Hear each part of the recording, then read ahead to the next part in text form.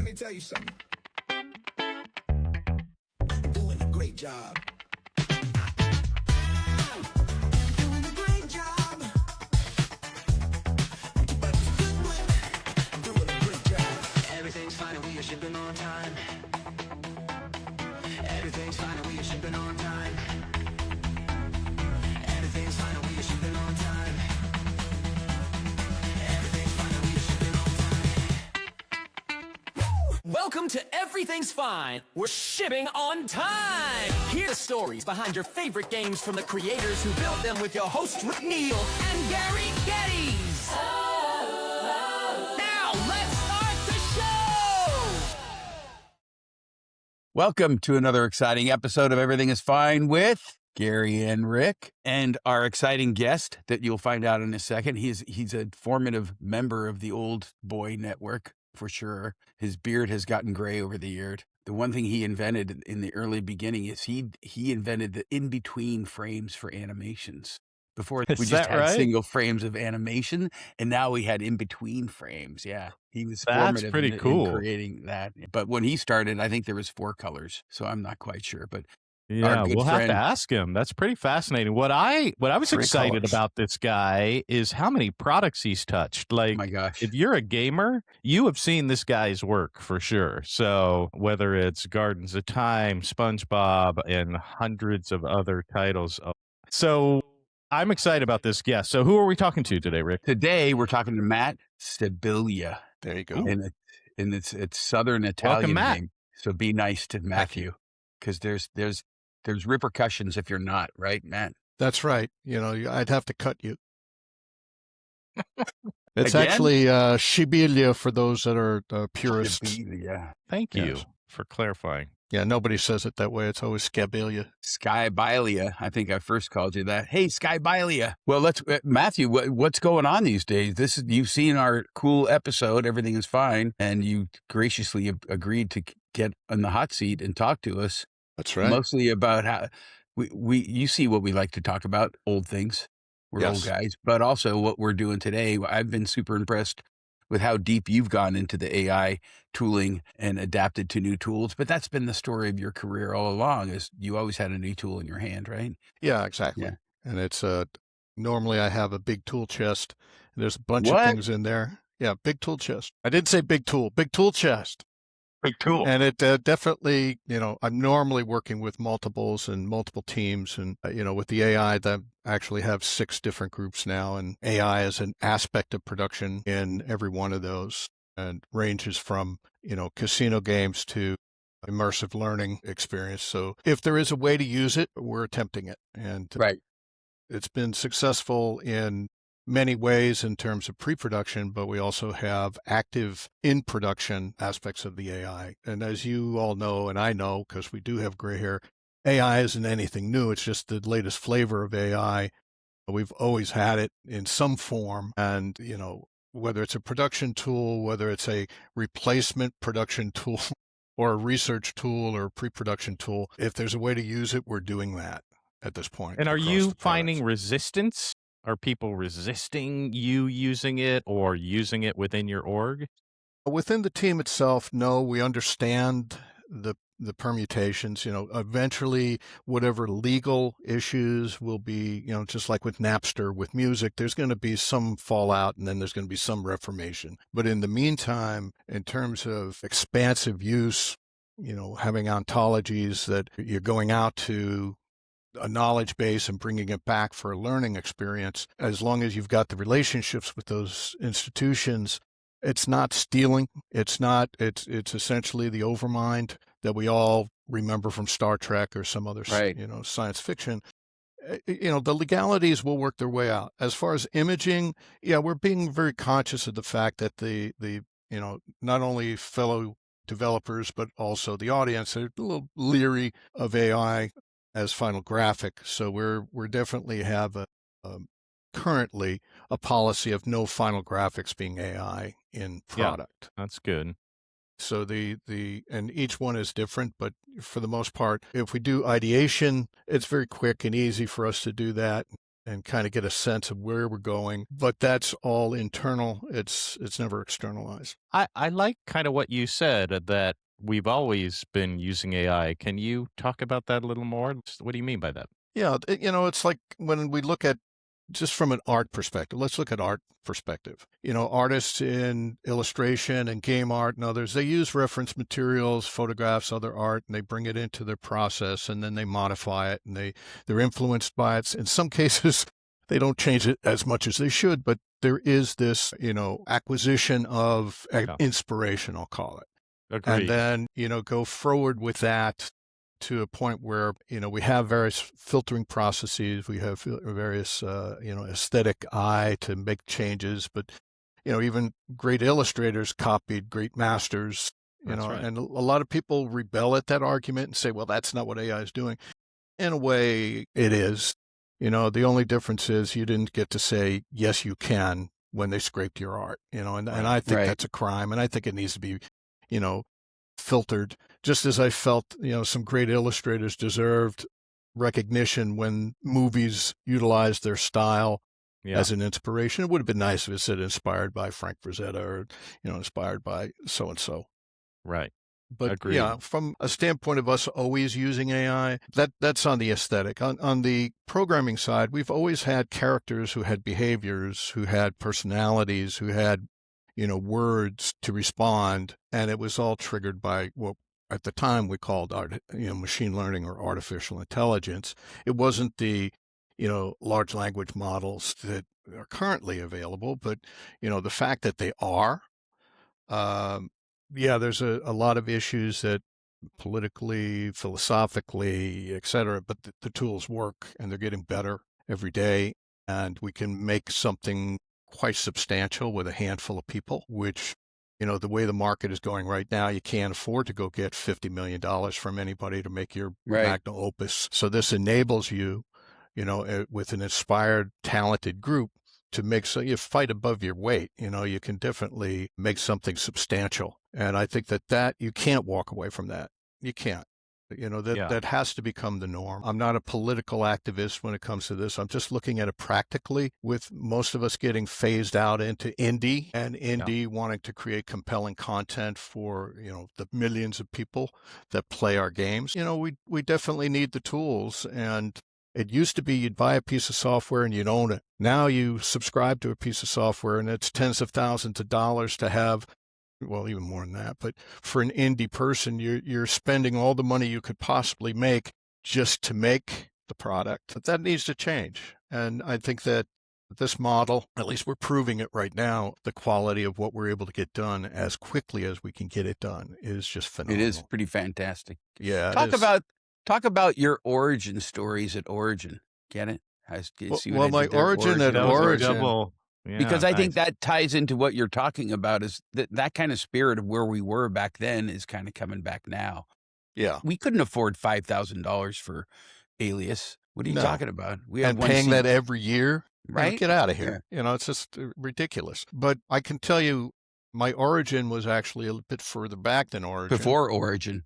Yes. That's quite an origin. The BO, the period of BO, before Origin. Before Origin. I started out at MicroProse, and I was doing flight sims and covert action. I worked on Command HQ. I worked on, I got to work with Danny Bunton. I got to work with Sid Meier. I got to work with, a bunch of designers, and Steve Moretsky nice. At Legend. I got to do a product as a contractor after I left MicroProse. Then I went to What was your role back then?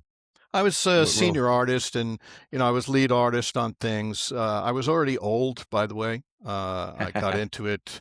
Most of the people that were working with me were, I won't call them kids, although they were kids. And so I've been kind of a curmudgeon-y old guy for the last 40 years. And what's interesting about it is the variety of product, the volume of product that we used to do, the tools that we were using, Deluxe Paint.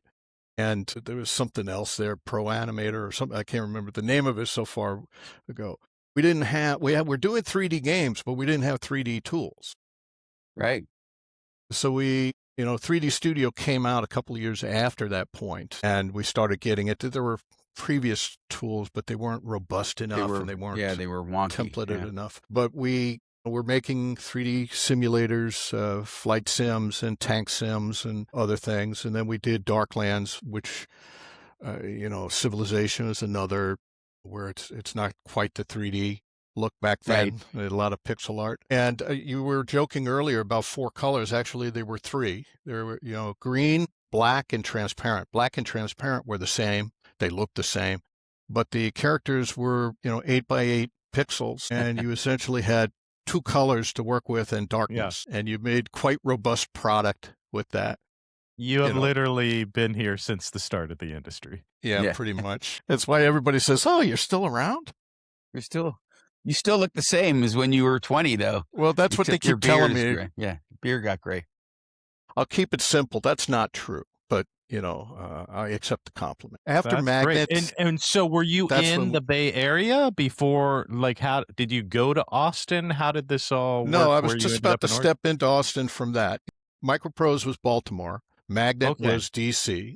And my next steps were either Disney, Florida, or Disney, California. I also had at least discussions, I won't call it an offer, as an animation manager for Lucasfilm. Whoa. After Magnet. And I was having a choice between going into film, which many of my team, I was the studio art manager, by the way, at Magnet. So I managed all the artists. And many of them went to Digital Domain and Sony Picture Image Works and Lucas. And, a lot of them went into film. We were using high-end process. We helped define Power Animator 6, the way we were using Power Animator. Alias worked with us as a beta site. So we were very involved with technology. We were at SIGGRAPH, talking about our process and talking about, our projects and our studio. And then I kept on getting badgered by a former colleague of mine from MicroProse who happened to be at Origin and kept on badgering me for 3 years. You got to come here. You got to come here. You got to come here. I said, no, I don't want to come. No, I'm not coming there. No. I used to go to Houston for my grandparents and my cousins, and Texas in the summer was not a place I wanted to be. Yeah. And, I just refused. And then there was a delay in decision between Florida and California. And I said, well, I need to work. Let me go to Texas. I'll be halfway between. We went to Texas. My wife and I went to Austin. And my cousins had always spoke glowingly of Austin. Austin was always a cool place. And I'm originally from New York and was born in the snow. And I went to Austin. My wife and I fell in love with Austin. We fell in love with the people. Good. On our visiting weekend, the kid who was bagging our groceries at the H-E-B said, come on out to Zilker. My family's having a barbecue. You're welcome. Get out. Where do you go? That's some small town stuff right there. Yeah. And it was just so sweet and so loving and respectful that we decided to stay. And we were there for 20 years. So it wasn't like we just dropped in to visit. And I started at Origin Systems supposedly as a Warren Spector's art manager for all of his products. And the week before I got there, I got a call while I was actually on my way saying that they were laying off a whole bunch of people. They were shutting down a whole bunch of product, and these were the products I was going to be part of, but that they still wanted me. And for what reason, I have no clue. The fact that we had already packed up and we were in the process of moving, I said, oh, okay, we'll move. Got down there, and the first 30 days was essentially commiserating with a whole bunch of people who just got laid off and loved their experience at Origin and loved the community and loved the family. But EA had purchased Origin, and this was an adjustment that was being made. I won't say good or bad because when I left MicroProse, it was a 40% layoff globally. Right. I told them before they laid me off. Yeah. It's just part of the process. It's always been part of the process, just bigger. It's always been. And Ted Markley was the VP there, and I told him before I went to SIGGRAPH that year, hey, lay me off and save 4 of my kids, that are really talented, because I'm going to come back with a job. So, if the layoffs are happening, lay me off. I was making more money than most of the young artists there. And with Origin, it got to a point where just seeing all that pain, just plugging in with people and helping walking with their in, portfolios. That's the first thing you saw. All the people that I had met in my interviews that I was going to be a team member They were all, it's terrible. It was horrible. That is terrible. But we got that transition done. And then we had this figuring out what to do with Matt. And, Matt was somebody who managed 16 projects and had 300 artists and, was all these things, and he was getting paid a good buck, which somehow everybody found out about and started to, feel a little bit negative about me, who's this prima donna. But it settled in that Tony Zervek, at least chose me to be on the Crusader products, and Terry Manderfeld, who's the art lead, who had a little bit of difficulty with me. I'm not sure exactly how he felt about me, and I am naming names because they're people I love and respect. But, when you come into it and it's an odd environment, Yeah. Yep. you gotta can't figure take it it out. Connect the personal. dots too.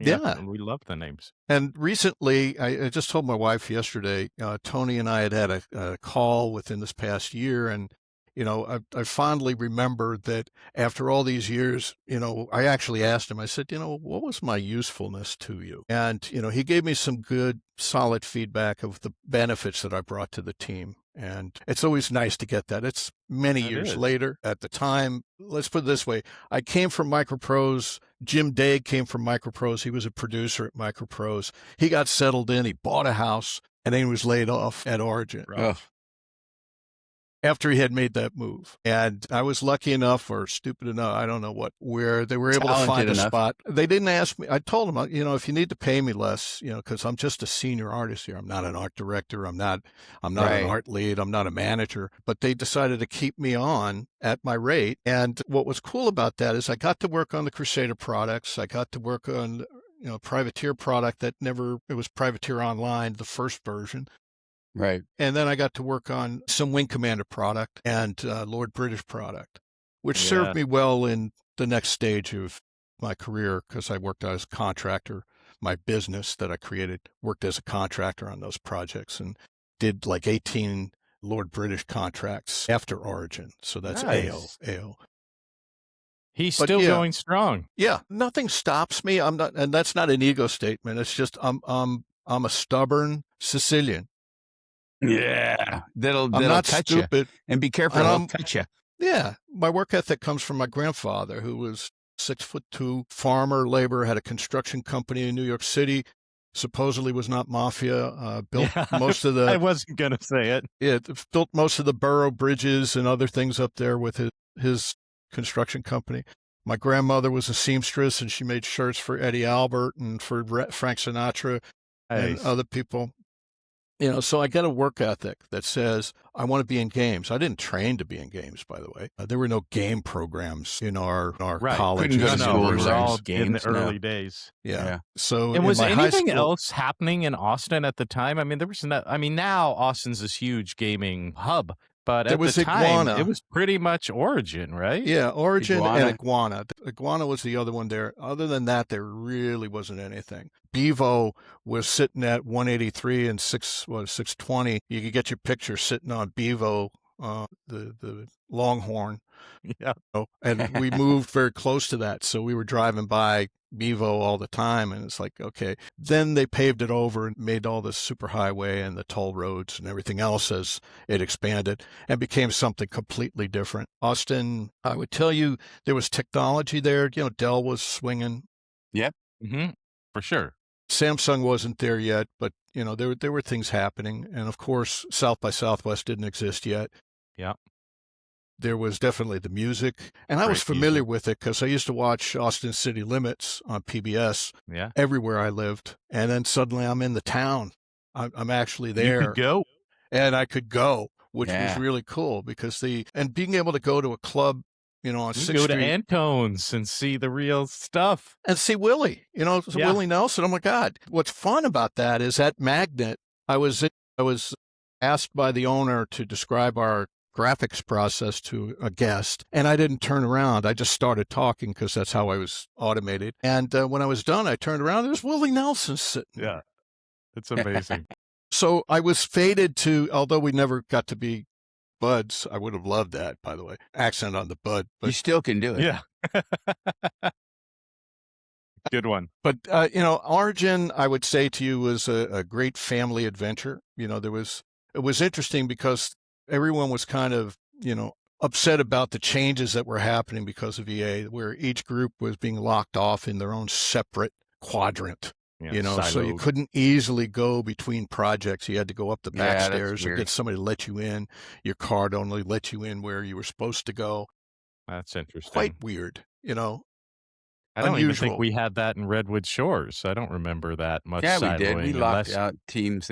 You couldn't go to the Shockwave floor and see that because it was secret. You couldn't go to this floor because that was secret. Yeah. You were was in marketing. You bizarre. could go everywhere. I guess because I was in marketing, we just You went could go- everywhere. You were the ones that locked down all the floors. Yeah, we're the Yeah. reason Well, that you I had mean, to lock it all the was floors. Exactly. while you were at Origin, there were people that broke into the offices in the middle of the night and stole hard drives out of machines to try to figure out what Ultima 7 or something. I mean, it was real that we were highly concerned about piracy and stealing and everything, which absolutely was all a false narrative. We should never have been worried. It wasn't a big deal. No. Yeah. But it was definitely, a combination of things of, it was a small industry, so we're very close knit. Right. And, there weren't too many. I didn't have anybody I didn't like. Let's just put it that way. But I think there were a couple of people that didn't like me. I don't know. But the fact is that, most people, as long You're as not doing your job if a few people don't like you. Yeah. No, I think it had more to do with my price. It was really ticking some people off, and I felt bad about it, but, I wasn't going to give the money back. When I left Origin, there was, a transition. There were new people that had come in, and I think it was Neil Young was managing at the time, and he kept on pressuring the team to mow the lawn because my salary was a spike in the middle of the lawn. Yeah. So no matter, I was an evergreen employee. I was getting stock options. I was getting good money. I was getting, all kinds of perks. And I kept on saying, use me, I'm more than happy to I'm work here. on multiple projects. You got me just doing cinematics on a project. And, I could do a lot more, but I never got to that comfort level for them to put me in charge of the people. And I didn't want to force it once it was apparent that, for some reason, and I don't know what it is, because most of the people that have worked for me or worked with me, there's very few of them that say, wow, he's a jerk. He just doesn't get it done. Some may say I'm too serious. Some may say, volatile.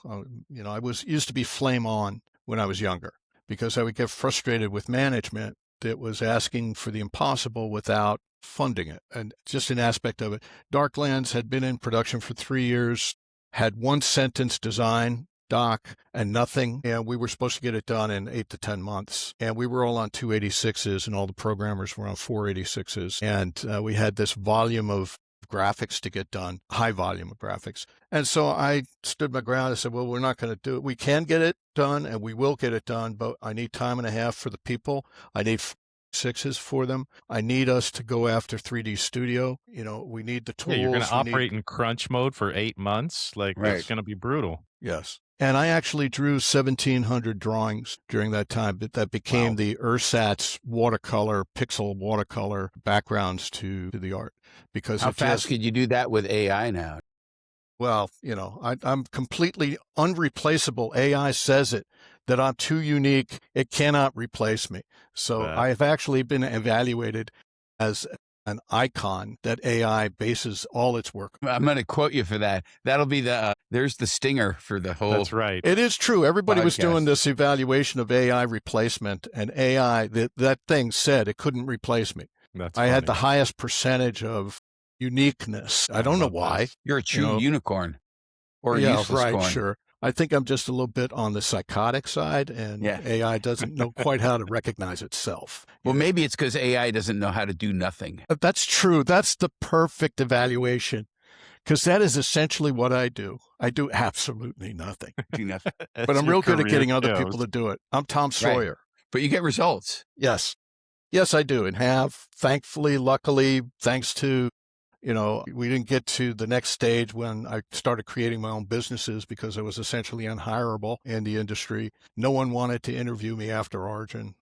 I got Eclipse for a year, and then after that, whether it was age, money, commentary, whatever, I couldn't get an interview anywhere. So I told the recruiters, pull my resume, and I opened up a consulting business. And Mark Day, who I had a little bit of interaction with, not much, but a little interaction, had decided to create Daylight Productions. And Tony Marone, who was on the Wing Commander products, was his partner, Dave Nielsen. And I kind of fell into that through Dave Downing, who also opened up another opportunity as a contractor. So I made $250,000 in a year as a contractor after Eclipse, after Origin, doing game art, doing movie art, doing, commercial, advertising art and things, and building little teams. And then I realized that Mark and Tony and Dave were going to build a studio, and they had a relationship with Callisto in France where they had an engine. And so we were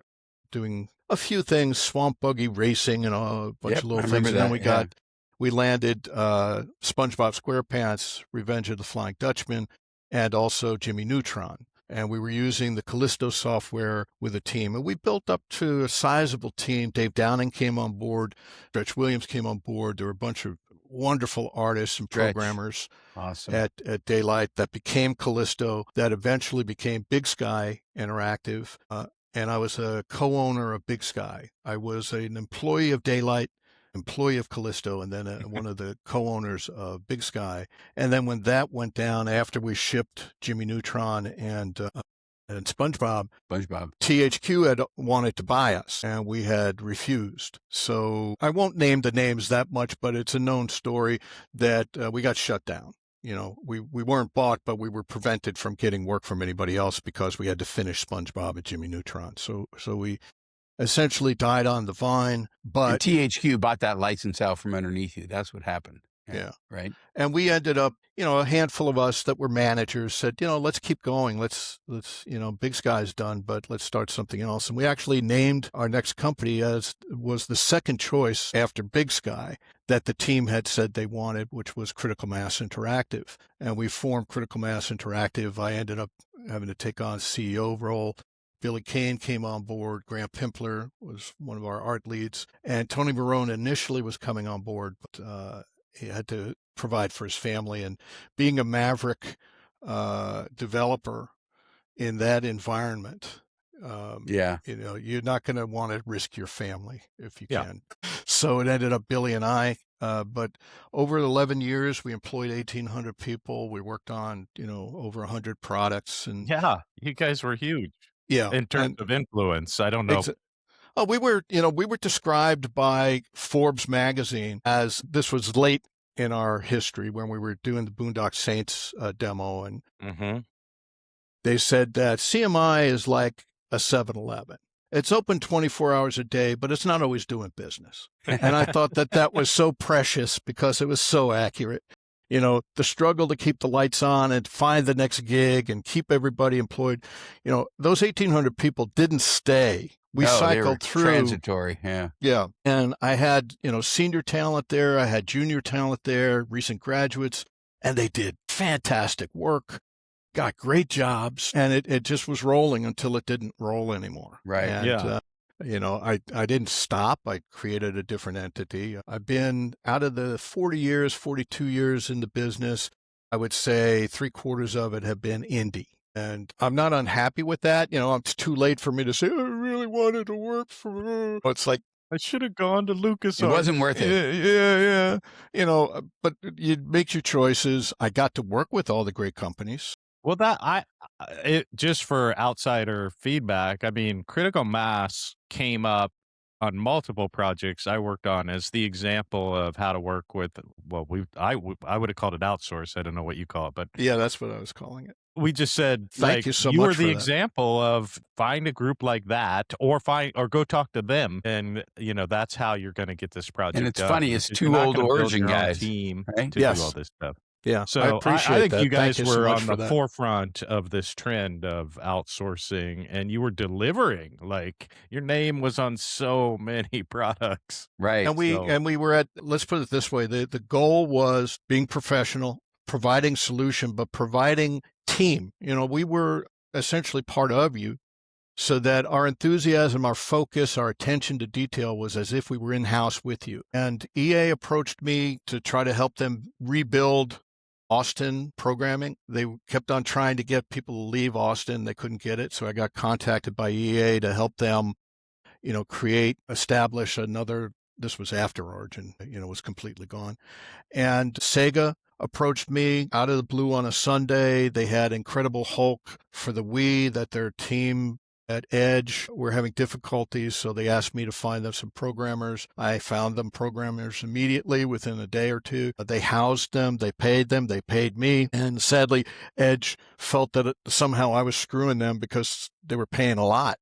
And I said, well, you could have I'm in the same town. You could have I told Rob, I said, you could have just called me. I would have given you the guys. Had a beer and talked about it. Yeah. And you would have had the support you needed. Another is Ubisoft, Assassin's Creed team relaunching Prince of Persia, and they contacted me for animators out of the blue. And, so it wasn't just me going out and shilling and, shucking and jiving to get work. There were groups coming back at us. Because you built a reputation, because you built a real community around what you did. And Matt, how much of your staff was out, were you all U.S. based or were you distributed worldwide already? The initial effort had some of the Callisto, the French and European people. For the most part, CMI, those 1,800 people were U.S. citizens.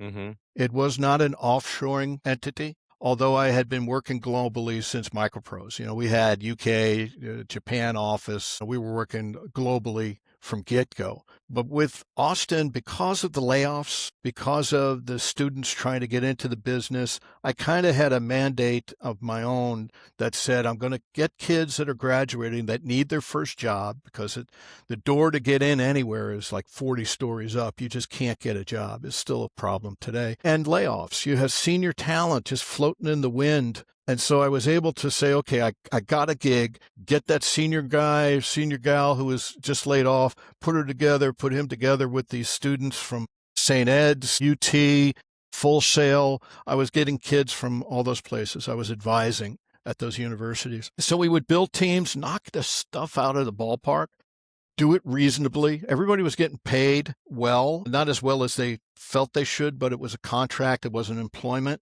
Sorry, there's no way I could have done employment. Right. But I structured it so that the state, looked at it as I created an environment for contractors to be housed, not for employees to be housed. So I provided internet, and the contracts all said for, $1. They got internet access, they got power, they got light, et cetera. But they had to bring their own systems. They had to bring their own software. And so it was enabled to survive some tough times. It hung on for 11 years. And if I hadn't been, there were a couple of things at the tail end that on another call we'll talk about, because there's a lot of detail, that it just couldn't continue. And I was sad about that for two reasons. We were on the verge of greatness. And when I say that, some of the things we were doing, we own. Oh, so we were going to transition from being a service provider to a full developer. And I had worked a long time to try to get to that point. Mark Day had a, government contracting group called Void Alpha. DARPA stuff. Yeah. Yeah. And I was on that. Doug Kaufman had gotten us a relationship with DARPA, and we ended up with a combat medical training environment for the Air Force under the SBIR program. And I had $100 million in investment lined up between Bank of Vancouver and the Irish government, as long as I got the next phase of the SBIR. And we didn't get it because Congress froze the defense budget. And there were a lot of groups that suffered. Frank Rohn had a group with Mark, and then there was Void Alpha, and then, mine, that we got really slammed. And it's a shame. That whole industry kind of got the shakeup then. Yeah. But it's not a sad story. It's not an ending, because one of the 6 companies, Mersive Technology, is based upon what I own and did with MedWorld back at CMI, because I still own it. And we're building, immersive experiential learning using AI technology. And I'm not at liberty to talk about it yet, but there's still a relationship with Ireland and active with the embassy and talking through some potentials there. So, That's your nothing current is gig. ever wasted. Still, Immersive still lives, right? Yeah, Immersive is definitely, it's 3 years old and on its way further along. And we are a recognized project in Ocean Decade with UNESCO and the United Nations regarding the oceans. We have projects and research going on there. And that's You have just intrigued one. us. Yeah. So, I'm you know, looking forward to when you can announce what you're working. it's going to be soon. I should know Wednesday. He always says that. Don't all good developers always say Yeah, that? But it's soon. happening, man. It's happening. It's just around And it's the on corner. time. You know, that's why I love Rick so much. Everything is It's on fine. time. You're And shipping on everyone's time. fine. Everyone's absolutely Yeah. fine.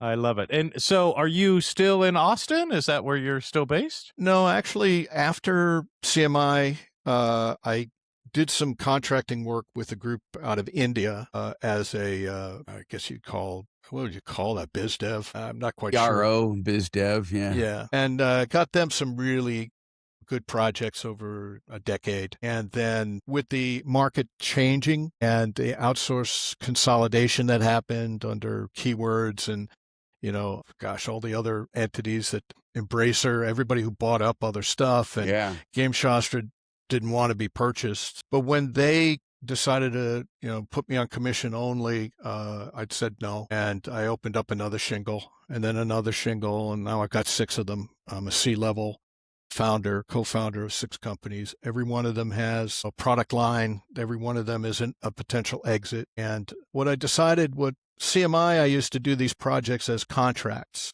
and service provider. Now I'm deciding I'm going to do businesses and build product, build teams, and build equity, and then see what Rick, happens. is this sounding familiar? It's so familiar. It's what, like, Gary and I were literally having this We conversation were on a this call morning. just before Right. we talked to you. Because I think you're right. You think about your career, where you started at Magnet and everything. You've already know how to do all this stuff. Yeah. And now with AI and agents, you don't need help doing it. And so the proof is really in the pudding. I told Gary this morning, it doesn't matter until we ship something. Let's go launch something. If it takes 3.5 weeks to be on iOS and Android, better for us, right? Let's prove it out. Exactly. And build your own communities and do what you're doing with the UNESCO thing. We just go make our own opportunities. Because we then- don't have to ask permission. We never asked permission. We didn't. When That's I how you started at survive. EA and when you got to Origin, you couldn't make a product and walk into Walmart and say, put this on your shelf. You didn't have distribution. There was no solution for it. Now we have direct access to our consumers, which is an interesting new upside building compared to all community. the downside. And with AI, Yeah. it makes it easier. Yeah.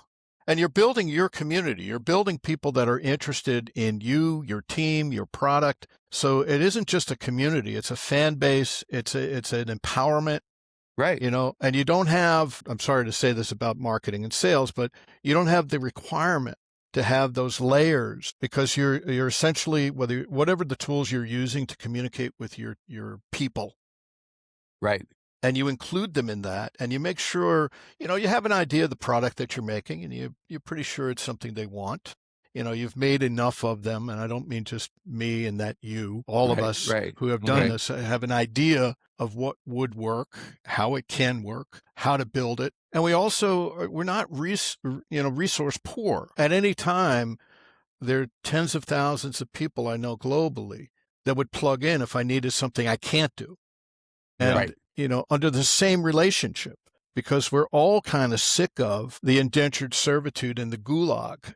You know, being a member of the gulag, no matter how pretty it is, no matter how proud you were, you know, I was proud You're to be still- part of yeah. labels, but the consistent support or recognition, I guess, I'm not really somebody who's based on that.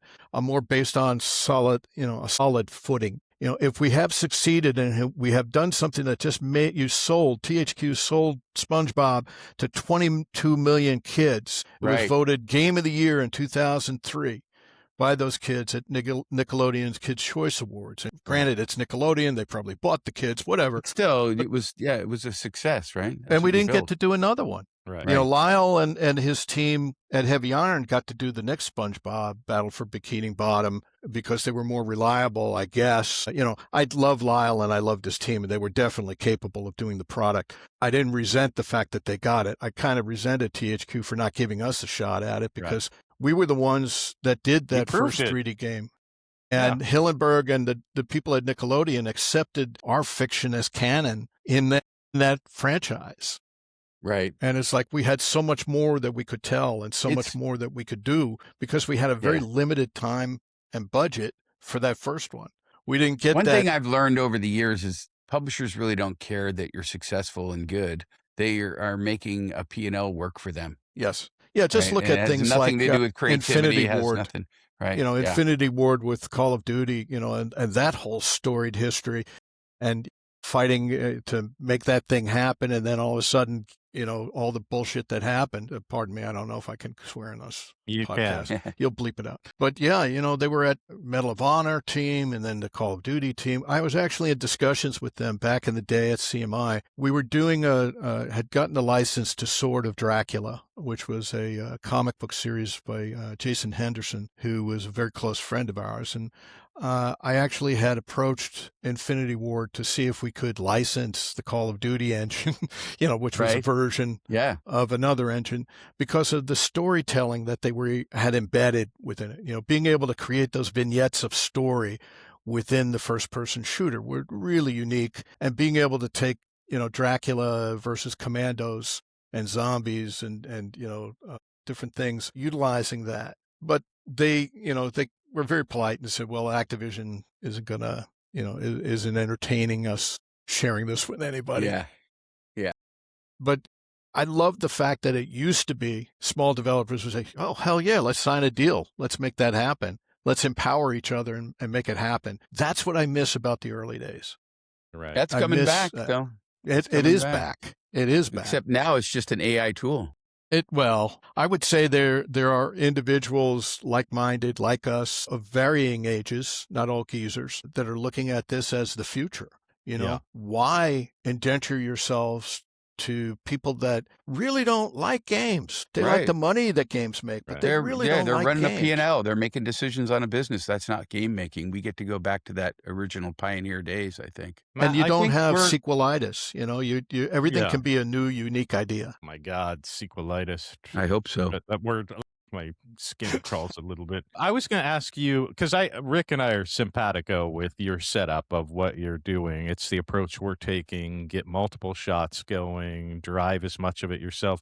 How do you see yourself building community and audience with these entities that you've created? Are you using Discord? Are you, like, what are the tools you're using to kind of connect with users? Yeah, essentially you have to go where they are, you know. So Discord is a big aspect of things. If there was something called Boobobs, you know, we'd be there would too. be there. It's like, where are they? Oh, they're down at Boobobs, you know. And But it's, we'll be there. Yeah, we're going to be there. We're going to have an event, and we're tying it to, like, a week from now, we're going to be at a little board game convention in Vineland, New Jersey called Concoction, which is a spin-off of the Philadelphia Game Convention. And we're going to be announcing our board game that called Zarkath, which is essentially a very simple 90-minute version of the video game that we're building that is a open sandbox horror survival product. And we're in the process of development of the video game. We went through and did rule sets. We have tabletop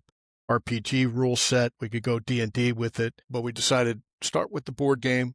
We're going to launch a Kickstarter soon after this convention. Okay, once we Kickstarter.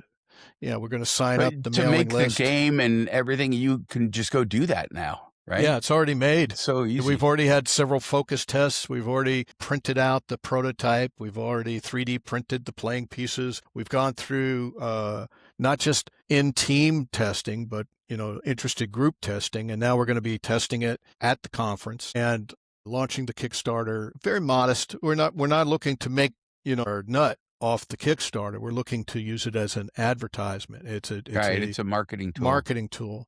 Yeah. And with the Discord community, the Kickstarter, the conferences, we're going to be at PAX West in September, hopefully with the board game for sale, but also with the video game to launch the Kickstarter for that Very cool. at PAX West. And we're already signed up there. And as far as finding the community, what's interesting about the community, and I'll call it a singular community, but it is varying communities. Yes. Absolutely. That as soon as you talk about this, it's almost like everyone in those audiences love the rebels, love the indies, love the fact of saying, wow, you know, you guys could go get jobs in their minds. You could go get jobs with, you know, blah, blah, blah, and make millions of dollars, but you're deciding to make your product the one that you know we want to play, and you don't have anyone between you in the decision making. That's what they want. They want authenticity. Absolutely. And they want it with storied game developers if possible, but they're also willing to accept gifted, noobs, that have an idea but have played a lot of games. So for me, sounds a hell of a lot like 40 years ago. It Doesn't does. it? Yeah. And Let's put happily so.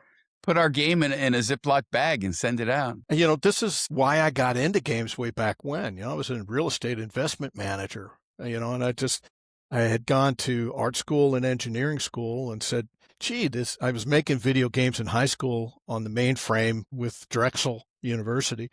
And, it just was like, wow, this is a dream ride. And once I got my seat, I haven't let go, no matter what the turbulence. And I actually did a talk at one of the GDCs called Thriving on Chaos. And the whole idea is that you'll never change the environment. You have to adapt to whatever is going on, but you have to be true to your goals and your vision. Good game, great game. That's what we're here for. We're not here necessarily to be, although it's nice to get Game of the Year. It's nice to find your audience and sell to, over 10 million, 20 million people. Like some of the indies are getting, a couple of million at launch, which those are the kind of numbers we would beg for back in the day to be successful. So that to me is extremely exciting. I'm glad to still be here. I'm glad that, my genetics allow me to still have half a brain, and I walk a little funny now, but that just adds to the...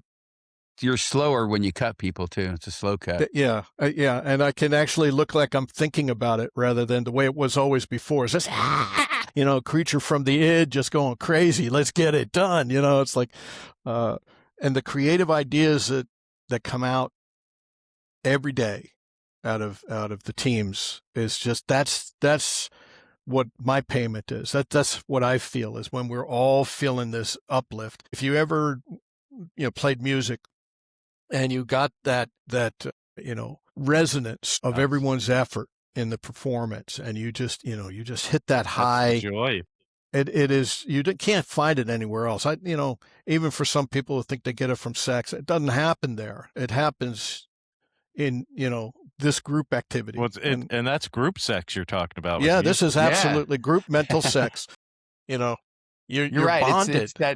It's that state of flow that teams get in or bands get in, right? Where you lose time. And that's the true game maker, right? When you're talking what MBAs are not getting into a state of flow, balancing, P&Ls, right? Yeah. And What do your them. teams look like right now, Matt? Like on some of your projects, are you as far as 5 size? people? Yeah. The less, in the planning, we're not going to go past 20, but all the key teams right now are 3 to 5. And you get a hell of a lot done with 3 to 5 people with the tools. And that's something that... But they have to know what they're doing, and they have to have done it before, and they know what good stumbling is, around. right? Yeah, there's no stumbling around. There's, we talk about it. And what's really beautiful about it is we're on the same wavelength. It's like Alan and I with FGL, Fuzzy Gaming Logic, which has Zarkath. James is a senior director, manager of tech over at Meta. And Alan was at Magnet years ago, and he was at Deloitte, and he was a bunch of different places. But we've known each other for decades. And, he and James were starting to get something together, and then they mentioned it to me, and I jumped in, and we started talking. I'm the lore master currently, not the art director, which is cool for me because I want to step into other roles officially, not just be the biz guy or the art guy or the team guy. But as we tell the story to each other, it's the way, man, it's like going to a shamanic retreat, and we've all been, prepared with monster movies and Aurora models and toys that we all played with and movies and television shows we all loved. And we're sitting there, and our fiction, our experience is like we all were at camp together, and we're around the campfire and we're telling each other the story. And we resonate truth to each other. So it's not like we're saying, well, that wouldn't work, or that wouldn't work, or I don't like that. It's like, yeah. And that moves so much faster. Yeah. Yes. And it's, you come out of it empowered, you feel power, energy, excitement, justification for the commitment, You don't have to wait until the product's done. You're getting that feedback now as you're doing it, and every Right. success and how fast you're moving. You look and you say, didn't we just start this 3 months ago? How the hell did we get this done? This is amazing. We did a D&D scenario. We've got a board game, and we started on the video game in 3 months. How did that happen? Let's Yeah. do that again. Yeah, let's do it again. And we 'Cause you definitely didn't have have 35 meetings to talk about what you were going to do. no. And this is the thing. Some of the people I work with, I've never actually been in the same physical space with them. In some cases, we're just purely an image on like this. And we've gotten so much completed, so much accomplished, and the trust and faith we have in each other. These are core teams. And when you had these organizations and trying to get a core team together, and somebody stole that guy and somebody stole this guy, and they didn't want to hire that guy, and they didn't want to hire this guy. And you end up feeling more like a smuggler's base rather than being elitist troopers, where we're stormtroopers for development. And we look at each other and say, yeah, you got the badge. I don't have to question whether you should be here. You deserve to be here. And in some cases, we find the like-minded individuals that see that camaraderie, see that commitment, see that like-mindedness, where our goal is the product. And our goal is the story. And, the technology will bend to it. The economics will bend to it. It's just like our purpose is the game. And that's what Right. it should be. Not the job, not the business, not even the industry. It should be the game. And I sound corny, but it's what I got into the business 40 some odd years ago to. I was going to say, you're firing me up, man. Like, it's a great pep talk about what's happening right now and why it's encouraging and not discouraging. So I love. And getting the funding, everyone's worried about the funding, and there's certain sources of funding, and then there's certain sources of no funding. And, if you run after the funding before you get started, you'll never get started. Right. So, anyone who's interested in putting any kind of money into something, you got to build the community. You got to build your prototype. You've got to build that presence. And then if you want to take the money, but if you work your You might cards not right, need it. you don't. The bank always wants to give you money And when you just don't said need it. in the right order. You build the community, then you build the product the community wants. Yes. Then you have something, then figure out if you're going to scale. When you said earlier about, marketing, and I hate to say it, but marketing and PR, you need that later when you're ready to scale. Yes. But in this risk averse funding environment we're in, they're only going to take bets when the KPIs are 35% day one retention, 22% day 7 retention. That looks investable. That's when you go get money, right? And you're on your own until you get to that, whether it's Exactly. free-to-play or And don't regular waste pay, but- cycles trying to go after something that won't happen. Right. And if your community doesn't like your idea, just change your idea until your community likes it. With their help. Don't You be know? Chris Roberts. No, you give them the ability to commit to you because you're responsive. You Right. can't make every change they want, but you surely can include them in the And like you said conversation. earlier, you're part of that dialogue with them and on the servers and in the subreddits. You're authentic, right? Yes, I think that's exactly. what they want more than anything. And when you asked how we would be building community, that absolutely is a core base. It isn't just a question of having a presence location. It's an interaction.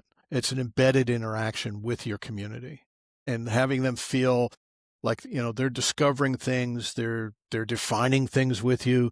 They're a key component of the success of the product. If we're going to do a beta test, we're going to do it with our community. If we're going to do a discussion, if we're going to do a presentation, we're going to do it with our community. We're not going to do it with Forbes magazine or, Right. maybe GamesBeat, VentureBeat, sure, but we're not going to be noticed until we actually have that success. So, having us talk at a GamesBeat or VentureBeat, but, being able to talk about it, let's say at PAX or That's important, right? Because you want Yeah. that dialogue directly. Yeah. Exactly. And it's not a shilling for votes. It's all an exposure of Yeah. process, an exposure of commitment, exposure of product, product team, product development, ideas, experience. And, we're not so worried about, well, someone else is going to copy, if they're going to copy this, or they're going to pirate this, shoot, all power to you, pal. Yeah, they have to do all the legwork you've been doing for months to get there. Yeah. Right. But if I've got the relationship with my community, I don't think they're going to buy what you're building. I think they're going to buy what we're building because we've shown them that commitment. Right. I think that's right. And if you can go build your own community, good on you. Yeah. Right. I think it this way.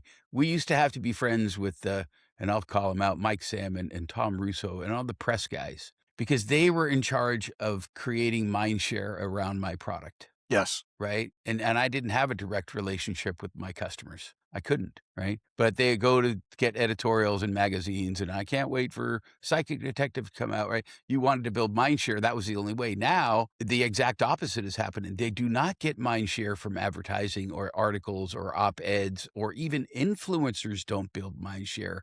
Direct relationships on a Discord server with Raf Koster on Stars Reach, that's what's actually happening, is that authenticity is coming back, which is And I love actually it. an advantage for us Yes. because And you we don't got have to be have a around for name. 40 years. Yeah. You don't have to have a name. Like, I don't have a name. You know, Well, you do. people, I don't believe I do. Yeah, I believe people that. look you up, you do. When Oh, I look okay. you up, it's Mud. Your name is Mud, mister. Well, that's appropriate. You know, but when you actually go to a, you know, come to Jesus meeting, you know, we go out to, you know, Creedence Clearwater Revival, and we prop up a tent, we get in there and we start preaching the song, you know, and we say, this is what we believe and this is what we're doing, and we welcome you to join the congregation. Let's go make it happen. That energy doesn't have a name. It's like, I have never had my name above the title in the 40 some odd years I've been in. I've always been, you know, a production guy, even the Right. companies that I've owned, production guy. And I don't have any problem with that. Do we, at this stage, you know, it's like when you think in terms of comics and, you know, the artists everybody knows and the writers everybody knows. And, you know, eventually we're going to get to a point with the indie spirit where people will know, hey, that's Matt over at FGL, or that's, you know, Earl over at Mersive. And you just have this sense of, we are the identity of our developments, but we're not the ego of our developments. Right. You're the Matt, brand Man, identity. Right? Matt, I love the stuff you're saying.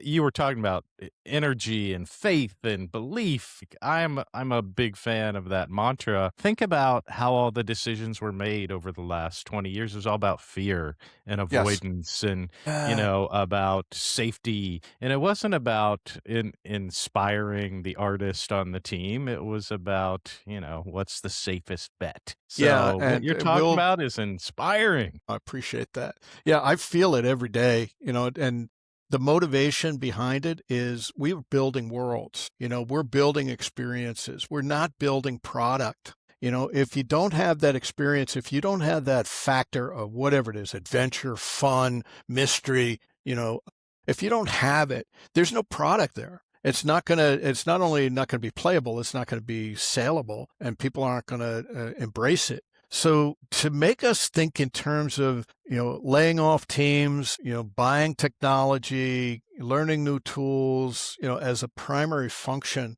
and then saying, okay, we're going to do Wing Commander 52, and we're going to do, you know, whatever it is because it's a sure bet, you know, we got. That's not gaming. That's a product development. Exactly. Right. It's Wharton School telling you, you know, that you're a widget, and, you know, any widget made by any, you know, we could ship this out to Martians and it'll still sell millions of copies. And they tried to prove that model by taking proven product and just farming it out to any group.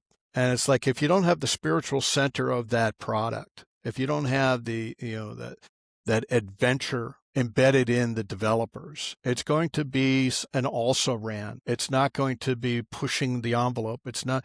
So anyone who's played that original game that has spirit and love and attention to it, and playing the 50th version of it, if it still doesn't have that fire, you know, even if it's Star Wars, there are great Star Wars games and really bad Star Wars games. The franchise cannot carry bad game. Yeah. It will not carry bad game. And ask Spielberg about E.T., the extraterrestrial, you know, great franchise, shitty product. Game. Well, you're making me think of music. Like the best shows I've ever seen the musicians were having the best time. Like, Yes. it wasn't the moody, my head's down. Yeah, that's an act for certain audiences. But the best shows I've ever seen and really felt the audience engage in, the band was having probably more fun than the audience. And they Exactly. brought that energy to the stage and to that moment. And that's the magic right there. That's how And you you can make see- entertainment product. Exactly. And you can feel and see the connection between the musicians and the audience, the musicians to musician and the musicians to the audience. And you can literally read that magnetic field, Yeah. and that's what Right. we want. We want that energy, because it's nothing without it. There's a lot of games, and I don't want to naysay or downplay any of them. There are audiences across the board that are looking for certain things. But if you connect with your audience, it's just like Grateful Dead. There are certain people would never go see Grateful Dead, but then there are other people would never miss Grateful Dead, except Grateful Dead when they died. Other than that, there was nobody missing from a Grateful Dead concert. And that's something that I feel that, being not just in games, just musically, literary, visually, if you look at any of the creative process, it's an energy connection to the experience, whether it's a painting or music or, something kinetic. It's that has to be there. And you can't pre-design and predefine it from a business perspective. You have to do that from an artistic, human-to-human connection. So if a clientele is what business does, a community is what we do. We want these people to feel like they're connected to it. I wouldn't want to do it any other way. I'll never quit games, never. Besides, 69 this year. What am I going to do? You don't look a day over 78, though. Well, that's the thing. That's what's wonderful about game development. It wears you out, man. Yeah. It's like one of those old yes. space vampire movies. I'm just kind of. Yeah. Yeah. Slowly dwindling. Man, I'm leaving inspired. I feel like I should call you Father Matt or Brother Matt. Like, this was some good preaching on indie development that I was not expecting in this conversation. I am leaving personally more inspired about the conversation Rick and I had right before we hopped on your call. Excellent. About embracing this. So thank you for that. You're welcome. Yeah, I enjoyed it. Yeah, one of the things that I look forward to is more of us getting the word out, because there's a lot of people demoralized, depressed, and really downtrodden. Right. And, what I did with CMI is I hired a lot of people when there were layoffs, and it was part of my mission to get people off the street and get them working, even if it was just for 6 months to get them to the next job. Yeah. Right. There's not enough of that happening right now. There's No, and I plenty think of, that's the whole industry kind of shifted to what you talked about, not working on games, but working on a product, right? I'm on a large team, and that kind of human family of what Origin was and what EA was at the beginning. We talked about it a few weeks ago, Gary, that the family thing had to go away because it had to turn to a brand business and make its money and feed the shareholders. And that's just a normal course of business, evolutions. right? yeah. But the great thing is now we get a reset, not really a reset, but we get to go back to our beginning days where actually your community really matters. Yeah. Matt, I hope you get 25,000 people subscribed to your product that pay $10 a month for the next 20 years, because then you guys will be fine. Yeah, exactly. Right? I don't That's need a small billions. crowd. You don't need billions, and you'll make 25,000 people really happy, and $10 a month is nothing, and you guys are all buying new cars. Well, I wouldn't be buying a new car because I don't drive anymore. My wife has the car because Well, I you can work get a from Waymo home. car. You get a self-driving car. Yeah. Why? I have nowhere to go. Yeah, that's true. So You're funny. old. If I got to go somewhere, Yeah, let's all just shake our fist at the screen. At the Kids. cloud. You kids. Rick, this has been great. Rick, This why has don't been you a great- wrap us up? Yeah, And, thanks, Matt. I want to hear when you launch. Please update us because we want to share what's out that you've been doing. Excellent. And Yeah, I'm probably anxious do a to be able follow-up to with you. actually talk details. Yeah, definitely, Gary. It's like Right. I can be mysterious right now, but And we all want to play your board game too. Yeah. hey, I won in 3 moves, so Yeah, well, you all, It is you're possible. a winner. exactly, I'm a winner. You pick a winner. That wasn't All right, always a Rick. good thing. Go ahead. Wrap us Well, up. thank you, Mr. Scibilia, for your time. It's always great to spend time with you, and your inspirational words were amazing. Stay tuned for more episodes, which we've got lined up. 3 more really exciting guests to be coming down. Excellent. Please reach out if you have any questions, and you Sure can reach will. Matt at www.wherethehellismatt.com right now. It's very All right. helpful. Thanks And- so much, All Matt. right. Thanks, Matt. Thank you, Have guys. a great week. All right. Everything's fine, we're shipping on time. Everything's fine, we're shipping on time. Everything is fine, we're shipping on time. I'm hearing good things, we're shipping on time. Take some deep breaths, we're shipping on time. Let me solve that, we're shipping on time. Everything is fine.